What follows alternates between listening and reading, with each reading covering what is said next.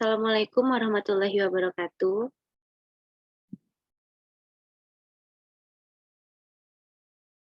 Selamat siang, salam sejahtera untuk Ibu dan teman-teman seperjuangan. Sebelumnya, perkenalkan kami dari kelompok 4 yang beranggotakan Aldi Wiranto, Amiril Mukminin, Anissa Wilasati, dan Fajar Aprianto. Baiklah, pada kesempatan kali ini kami akan membahas materi bab 3 DEF.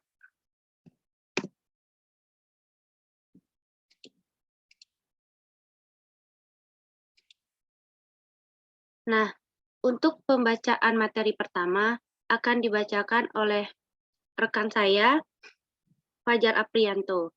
Kepada Fajar kami persilahkan. Terima kasih moderator.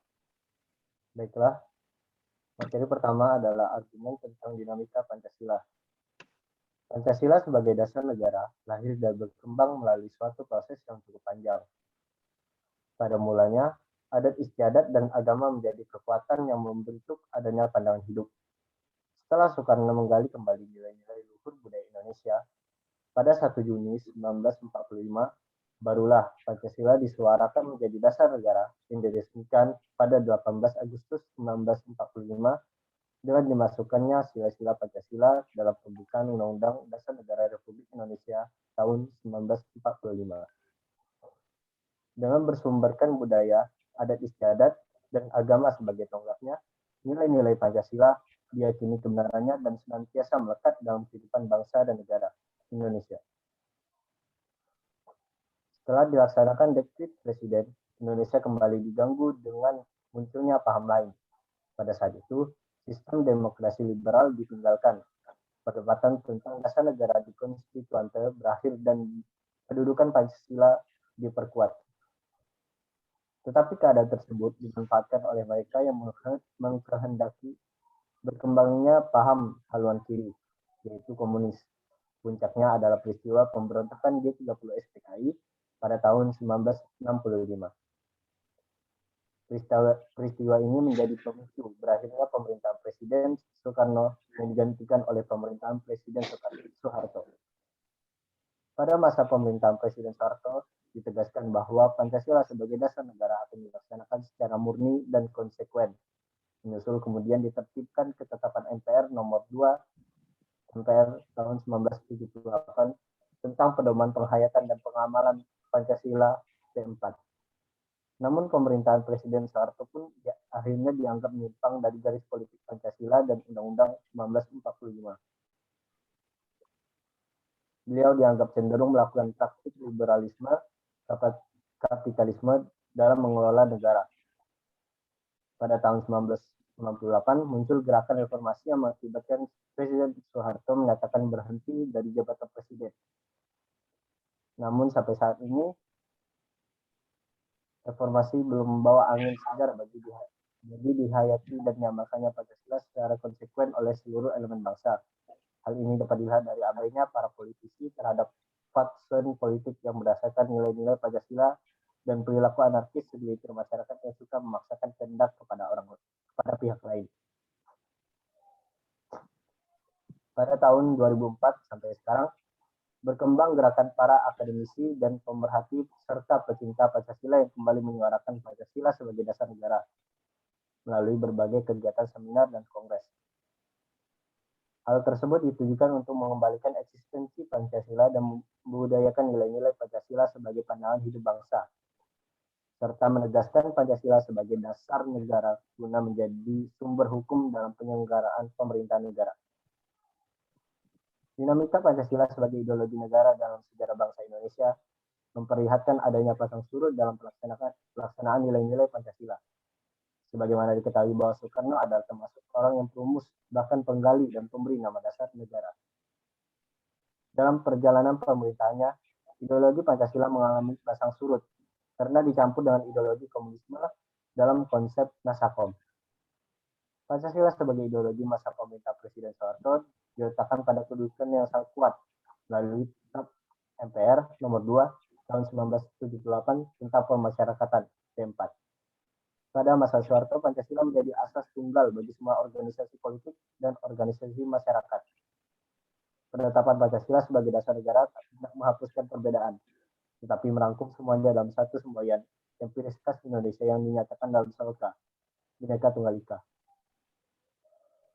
Selanjutnya yaitu argumen tentang tantangan terhadap Pancasila.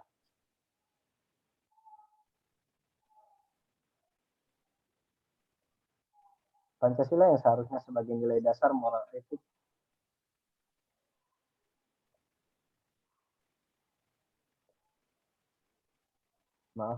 Pancasila yang seharusnya sebagai nilai dasar moral etik bagi negara dan aparat pelaksana negara, yang kenyataannya digunakan sebagai alat legitimasi politik. Puncak dari keadaan tersebut ditandai dengan hancurnya ekonomi nasional. Maka timbullah berbagai gerakan masyarakat yang dipelopori oleh mahasiswa, cendekiawan, dan masyarakat sebagai gerakan moral politik yang menurut adanya reformasi di segala bidang politik, ekonomi, dan hukum. Saat Orde Baru tumbang, muncul fobia terhadap Pancasila. Dasar negara itu untuk sementara waktu seolah dilupakan karena hampir selalu identik dengan rezim Orde Baru. Dasar negara itu berubah menjadi ideologi tunggal dan satu-satunya sumber nilai serta kebenaran. Negara menjadi maha tahu mana yang benar dan mana yang salah. Nilai-nilai itu selalu ditanam ke benak masyarakat melalui indoktrinasi. Dengan seolah-olah dikesampingkannya Pancasila pada era reformasi ini, pada awalnya memang tidak nampak suatu dampak negatif yang berarti. Namun semakin hari dampaknya semakin terasa dan berdampak sangat fatal terhadap kehidupan berbangsa dan bernegara Indonesia. Dalam kehidupan sosial, masyarakat kehilangan kendali atas dirinya akibat terjadi konflik horizontal dan vertikal secara masif dan pada akhirnya melemahkan sendi-sendi persatuan dan kesatuan bangsa dan negara Indonesia. Dalam bidang budaya, kesadaran masyarakat atas keluhuran budaya bangsa Indonesia mulai luntur, yang pada akhirnya terjadi disorientasi kepribadian bangsa yang diikuti dengan rusaknya moral generasi muda. Dalam bidang ekonomi, terjadi ketimpangan di berbagai sektor, diperparah lagi dengan cengkraman modal asing yang dalam perekonomian Indonesia. Dalam bidang politik, terjadi disorientasi politik kebangsaan. Seluruh aktivitas politik seolah-olah hanya tertuju pada kepentingan kelompok atau golongan. Tantangan yang muncul antara lain berasal dari dasarnya arus paham yang bersandar pada otoritas materi, seperti liberalisme, kapitalisme, komunisme, sekularisme, pragmatisme, dan hedonisme yang menggerus kepribadian bangsa yang berkaitan nilai-nilai Pancasila. Hal ini pun dapat dilihat dengan jelas betapa paham-paham tersebut telah masuk jauh dalam kehidupan bangsa Indonesia, sehingga merupakan kultur bangsa Indonesia yang memiliki sifat religius, santun, dan gotong royong. Sekian materi dari saya kembalikan kepada moderator. Baiklah, pembacaan materi berikutnya akan saya bacakan sendiri.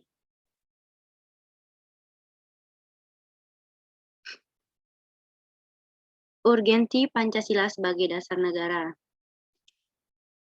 Soekarno melukiskan urgensi Pancasila bagi bangsa sebagai berikut. Pancasila adalah well-known sound, satu dasar falsafah.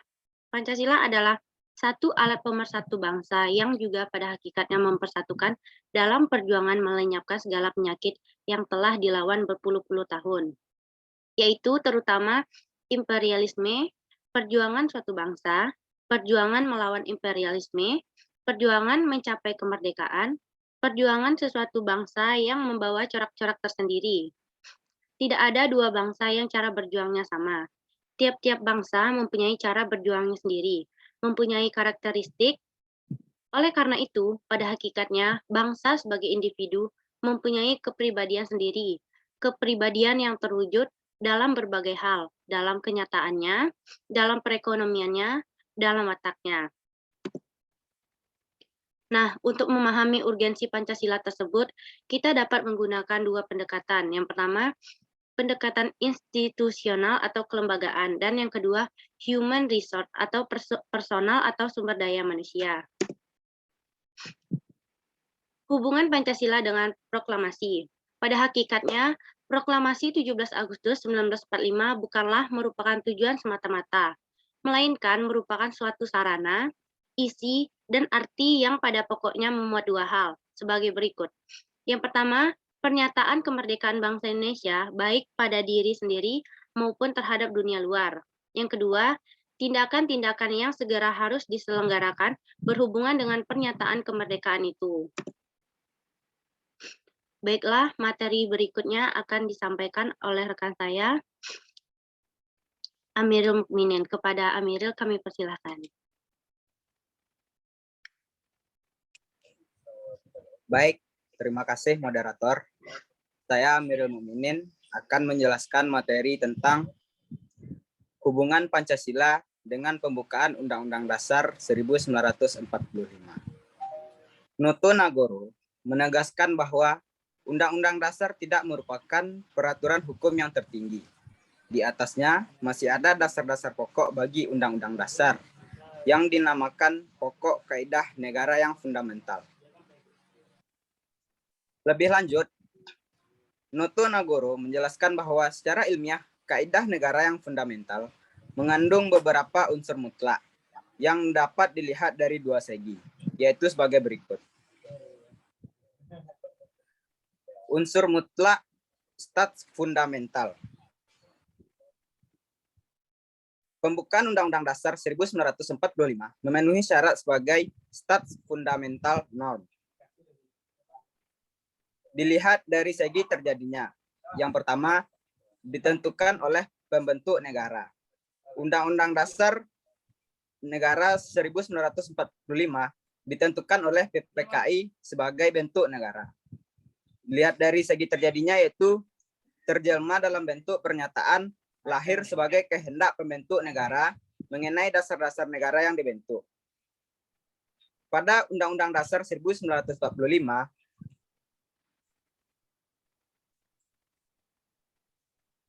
terjelma dalam bentuk pernyataan lahir sebagai kehendak pembentuk negara mengenai dasar-dasar negara yang dibentuk. Segi selanjutnya yaitu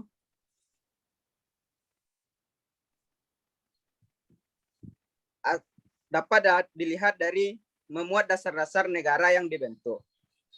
Asas kerohanian negara, asas politik negara, tujuan negara, dan terakhir memuat ketentuan diadakannya undang-undang negara. Hubungan Pancasila dengan pembukaan Undang-Undang Dasar 1945 sebagai berikut. Pembukaan Undang-Undang Dasar 1945 memenuhi syarat unsur mutlak sebagai stats fundamental norm. Oleh kedudukan pembukaan merupakan peraturan hukum yang tertinggi di atas Undang-Undang Dasar. Implikasinya, semua peraturan perundang-undangan dimulai dari pasal-pasal dalam UUD 1945 sampai dengan peraturan daerah harus sesuai dengan pembukaan Undang-Undang Dasar 1945. Pancasila merupakan asas kerohanian dari pembukaan Undang-Undang Dasar 1945 sebagai stats fundamental norm.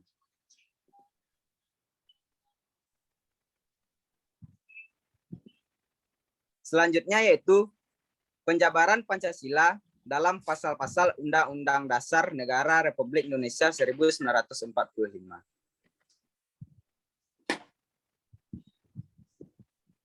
Pokok-pokok pikiran tersebut meliputi suasana kebatinan dari Undang-Undang Dasar Negara Republik Indonesia. Pokok-pokok pikiran ini mewujudkan cita-cita hukum yang menguasai hukum dasar negara, baik hukum yang tertulis maupun hukum yang tidak tertulis. Undang-Undang Dasar menciptakan pokok-pokok pikiran ini dalam pasal-pasalnya. Pemikiran dalam pokok-pokok pikiran penjelasan Undang-Undang Dasar Negara Republik Indonesia tahun 1945 tersebut merupakan penjelmaan dari pembukaan Undang-Undang Dasar Negara Republik Indonesia tahun 1945. Pancasila merupakan asas kerohanian dari pembukaan Undang-Undang Dasar 1945 sebagai stats fundamental norm.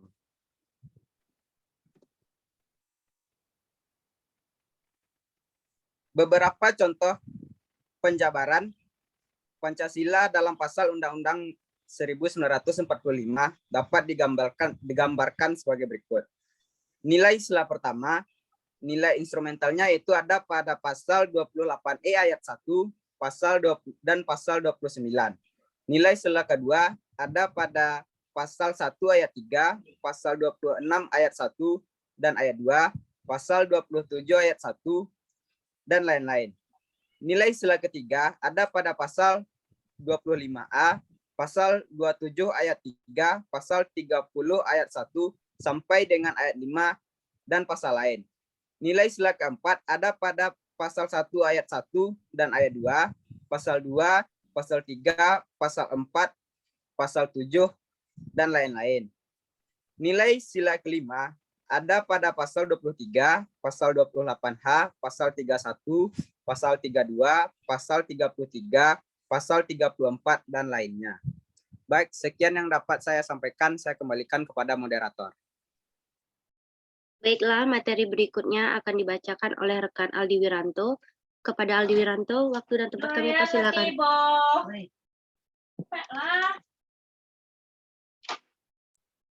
Terima kasih kepada moderator.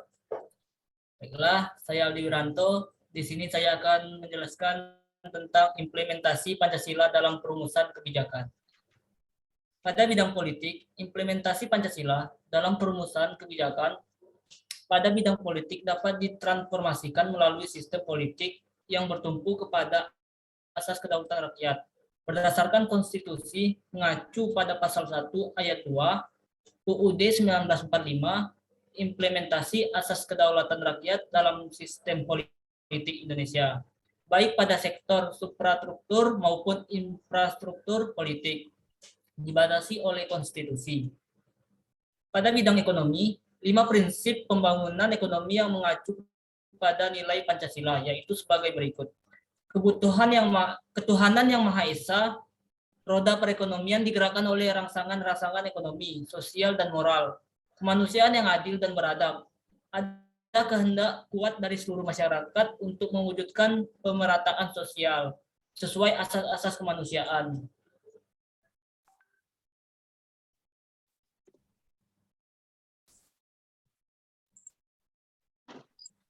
Persatuan Indonesia. Prioritas kebijakan ekonomi adalah penciptaan perekonomian nasional yang tangguh. Hal ini berarti nasionalisme menjiwai setiap kebijaksanaan ekonomi. Kerakyatan yang dipimpin oleh hikmat kebijaksanaan dalam permusyawaratan perwakilan. Koperasi merupakan soko guru perekonomian dan merupakan bentuk saling konkret dari usaha bersama. Keadilan sosial bagi seluruh rakyat Indonesia. Adanya imbangan yang jelas dan tegas antara perencanaan di tingkat nasional dan desentralisasi dalam pelaksanaan kebijaksanaan ekonomi untuk mencapai keadilan ekonomi dan keadilan sosial.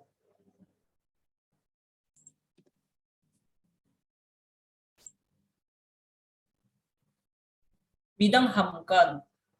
Berdasarkan ketentuan dalam pasal 27 ayat 3 UUD 1945, setiap warga negara berhak dan wajib ikut serta dalam upaya pembelaan negara. Sebagai warga negara yang baik, bela negara bukan hanya dilihat sebagai kewajiban, melainkan juga merupakan kehormatan dari negara. Bidang sosial budaya.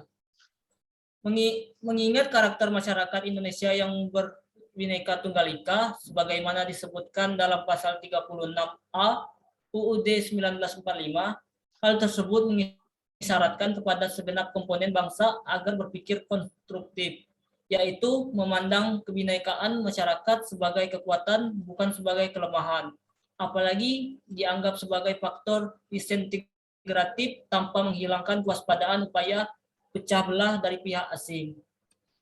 Terima kasih, saya kembalikan kepada moderator.